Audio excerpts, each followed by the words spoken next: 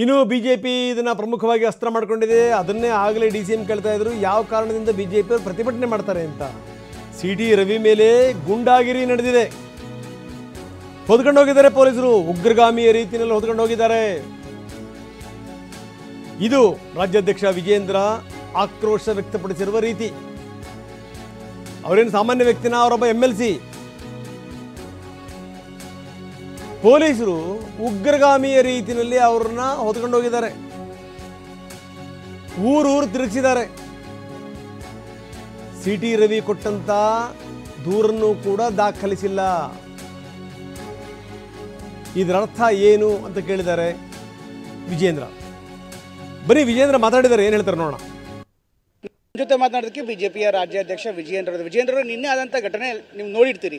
But ಒಂದು ವಿಚಾರನ ನೀವು ಆಗಲೇ ಮಾತಾಡ್ತಾ ಇರುವಂಥ ಸಂದರ್ಭದಲ್ಲಿ ಹೇಳ್ದಂಗೆ ಎಲ್ಲೂ ಕೂಡ ಇಂಥ ಘಟನೆ ನಡೆದಾಗ ಪೊಲೀಸ್ ಠಾಣೆಗೆ ಅಪರಾಧಿಯನ್ನು ಕರ್ಕೊಂಡು ಹೋಗ್ತಾರೆ. ಬಟ್ ನಿನ್ನೆ ಇಷ್ಟೊಂದೆಲ್ಲ ರೌಂಡ್ಸ್ ಹಾಕಿರೋಕ್ಕೆ ಸಂಬಂಧಪಟ್ಟಂತೆ ಸಾಕಷ್ಟು ಆಕ್ಷೇಪಗಳು ವ್ಯಕ್ತವಾಗ್ತಾ ಇದೆ. ನೀವು ಪಾರ್ಟಿ ಅಧ್ಯಕ್ಷರಾಗಿ ನೀವೇನಾದರೂ ಕೇಳಿದ್ರ ಯಾವ ಕಾರಣ ಏನು ಅಂತ ಸ್ಥಳೀಯವಾಗಿ ಅದಕ್ಕೆ ಅಧಿಕಾರಿಗಳಿಂದಾಗಲಿ ಸ್ಥಳೀಯರಿಂದಾಗಲಿ ಏನಾದ್ರು ಉತ್ತರ ಬಂತ ಸಂಬಂಧಪಟ್ಟವರಿಂದ?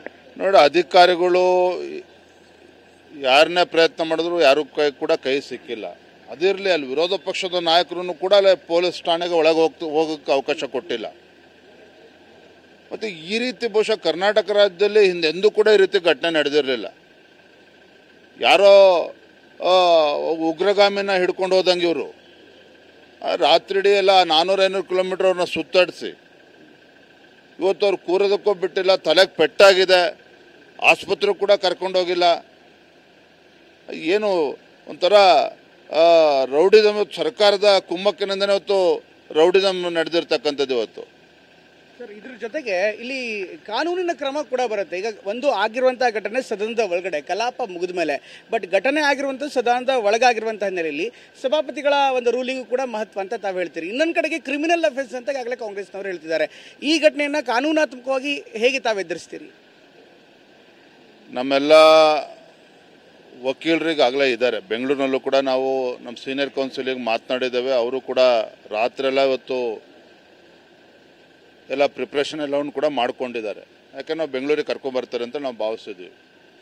ಈ ರೀತಿ ಉದ್ದಟತನದಿಂದ ನಡ್ಕೊಳ್ತಾರೆ ಸರ್ಕಾರ ಅಂತ ನಾವು ಕೂಡ ಅಂದ್ಕೊಂಡಿರಲಿಲ್ಲ. ಈಗ ಇಲ್ಲೂ ಕೂಡ ಏನೋ ಇವತ್ತು ಪ್ರೊಡ್ಯೂಸ್ ಮಾಡ್ತಾರೆ, ನಮ್ಮೆಲ್ಲ ಅಡ್ವೊಕೇಟ್ಸ್ ಎಲ್ಲ ರೆಡಿ ಇದ್ದಾರೆ, ಅದ್ರ ಬಗ್ಗೆ ಏನಾಗಬೇಕು ಅದು ಆಗ್ತದೆ. ಆದರೆ ಸರ್ಕಾರ ಇವತ್ತು ಯಾವ ರೀತಿ ನಡ್ಕೊಳ್ತಾ ಇದೆ, ಒಬ್ಬ ಜನಪ್ರತಿನಿಧಿನ ಯಾವ ರೀತಿ ನಡೆಸ್ಕೋಬೇಕು ಅನ್ನೋದನ್ನು ಕೂಡ ಮರೆತು ಈ ರೀತಿ ಅವ್ರನ್ನ ಎತ್ತಾಕೊಂಡು ಹೋಗಿರ್ತಕ್ಕಂಥದ್ದು ಯಾವುದೂ ಕೂಡ ಸರಿಯಲ್ಲ. ಹಿಂದೆಂದೂ ಕೂಡ ಈ ರೀತಿ ಘಟನೆಗಳು ಆಗಿರಲಿಲ್ಲ. ಹಾಗಾಗಿ ಭಾರತೀಯ ಜನತಾ ಪಾರ್ಟಿ ಪ್ರತಿಭಟನೆ ಕರೆಯೋದು ಒಂದು ಕಡೆ, ಇವತ್ತು ರಾಜ್ಯಾದ್ಯಂತ ಪ್ರತಿಭಟನೆ ಕೂಡ ಆಗ್ತದೆ. ನಿನ್ನೆ ಅವ್ರ ತಲೆಗೆ ಪೆಟ್ಟಾಗಿರ್ತಕ್ಕ ಎಲ್ಲವೂ ಕೂಡ ರಾಜ್ಯದ ಜನ ನೋಡಿದ್ದಾರೆ, ಕಾರ್ಯಕರ್ತರು ಕೂಡ ನೋಡಿದ್ದಾರೆ, ಇವತ್ತು ಆಕ್ರೋಶದಿಂದ ಇದ್ದಾರೆ ಇವತ್ತು.